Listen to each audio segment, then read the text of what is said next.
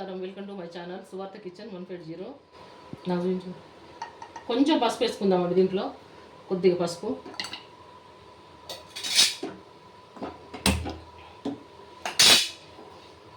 అదేవిధంగా కొంచెం సాల్ట్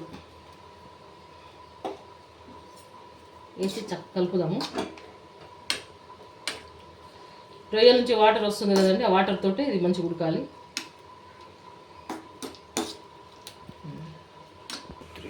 చూడండి, మీడియం ఫ్లేమ్లో సిమ్లో పెట్టుకొని చేసుకోవాలండి. వాటరు ఫుల్గా వచ్చింది, వాటర్ వస్తుంది చూడండి. ఇప్పుడు మీడియం ఫ్లేమ్లో పెట్టినాను నేను, చక్కగా వాటర్ వస్తుంది. ఈ వాటర్ మొత్తం ఇంకిపోయేంత వరకు ఉంచుకోవాలి. చూడండి, రొయ్యల నుంచి వాటర్ వస్తుంది. ఇప్పుడు హైలో పెట్టండి మంట. ఇప్పుడు వరకు సిమ్లో ఉంది, మీడియంలో పెడతాను. మీడియంలో పెడితే తొందరగా ఈరిపోతాయి నీళ్ళు. చూసిన ప్రతి ఒక్కళ్ళు స్టార్టింగ్లోనే లైక్ చేయండి, సబ్స్క్రైబ్ చేసుకోండి ఛానల్ని. లైక్ చేయడం చాలా ఇంపార్టెంట్ అండి, ప్లీజ్ అండి, మర్చిపోవద్దు లైక్ చేయడం మాత్రం. కొంచెం 2 నిమిషాలు కావాలి. చక్కగా నీళ్ళు ఎగిరిపోయినాయండి. తీసి పక్కన పెట్టేద్దాం. ఇక ఇవి రొయ్యలు తీసి పక్కన పెట్టేసి స్టవ్ వేరే పెట్టేస్తుంది. మన ఆయిల్ పోసుకుందామండి. కొంచెం ఆయిల్ ఎక్కువ పడుతుంది. నేను 1/2 kg ప్రాన్స్ తీసుకున్నా, సరిపోతుంది. 300 grams అయినాయండి, సరిపోతుంది ఆయిల్ వేడి కానిద్దాం. మీడియం సైజు ఉల్లిగడ్డలు 2 అండి ఇవి. ఆయిల్ వేడి చక్కగా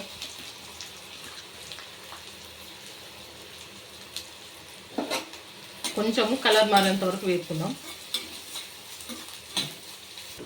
2 పచ్చిమిరపకాయ చీలికలండి ఇవి. కొంచెము అదేవిధంగా కొంచెం కరివేపాకు ఇస్తున్నాము.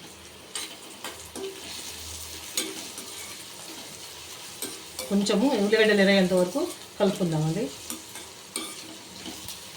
కొంచెం ఎరగాలి. అల్లం వెల్లుల్లిపాయ అండి 1 టీ స్పూను. మనం చేసేది తక్కువే కాబట్టి 1 స్పూన్ వేస్తున్నాం, సరిపోతుంది. కాస్త అల్లం వెల్లుల్లిపాయ కూడా నూనెలో వేగాలి.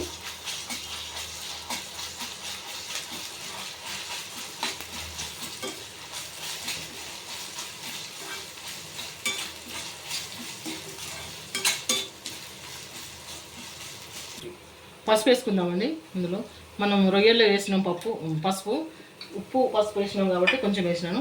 దాంట్లో ఉంది ఆల్రెడీ రొయ్యలలో. ఇప్పుడు రొయ్యలు వేసుకుందామండి. ఇందులో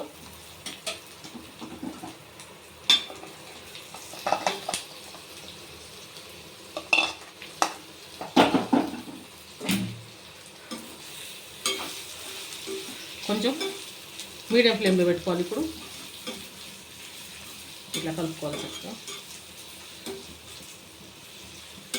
కొంచెం అల్లం వెల్లుల్లిపాయ పేస్ట్ ముక్కలకు పట్టాలండి రొయ్యలకి. ఈ స్టేజ్లో మనం కారం వేసుకుందామండి. ఇదిగో నేను పచ్చిమిరపకాయలు కొన్ని వేసినాను, చూసుకొని వేసుకుంటే సరిపోతుంది కారం. అదేవిధంగా సాల్ట్ కూడా వేస్తానండి.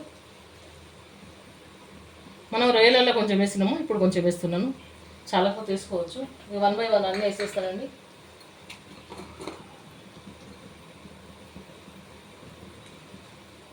ధనియాల పొడి,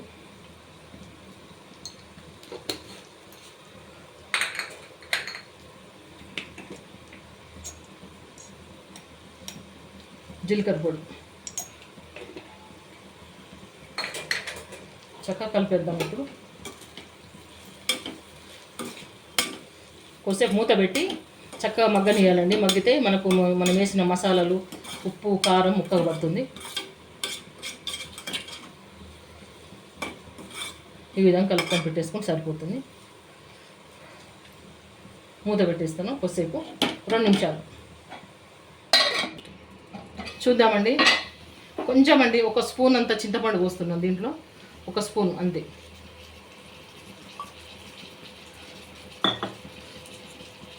ఇప్పుడు వాటర్ పోసుకుందామండి మనం రొయ్య ఉడకడానికి. చింతపండు కూడా ఇష్టం ఉంటే పోసుకోవచ్చు, లేకపోతే స్కిప్ చేయొచ్చండి, అట్లా కూడా బాగానే ఉంటుంది. కానీ కొంచెం పోస్తున్నాం చింతపండు, ఇది సరిపోతుంది. ఇంకా మనకు ఉడకాలండి. మనం ఆల్రెడీ రొయ్యలలో వాటర్ వస్తుంది కదా, దాంట్లోనే ఉడికింది కొద్దిసేపు. ఇప్పుడు కొద్దిసేపు ఉడికితే సరిపోతుందండి మనకు.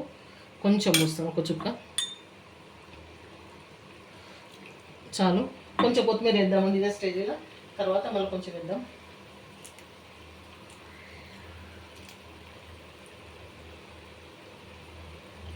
కొంచెం వేసినాము.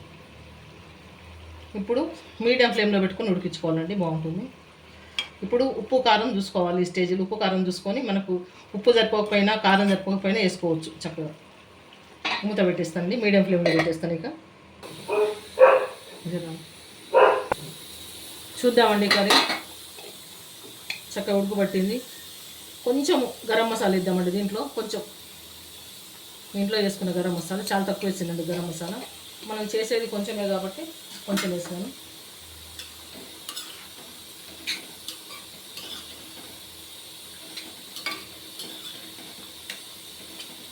కొంచెము కొత్తిమీర వేద్దామండి ఇప్పుడు.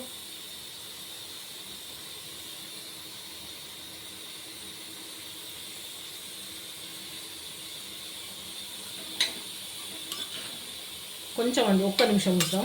ఇప్పుడు మసాలా వేసినాం కదా గరం మసాలా, ఒక్క నిమిషం ఉంచేసి స్టవ్ ఆఫ్ చేద్దాం.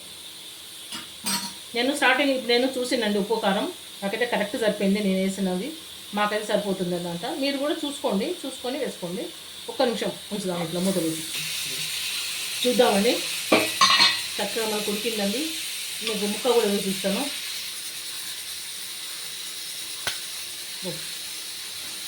పడుతుంది.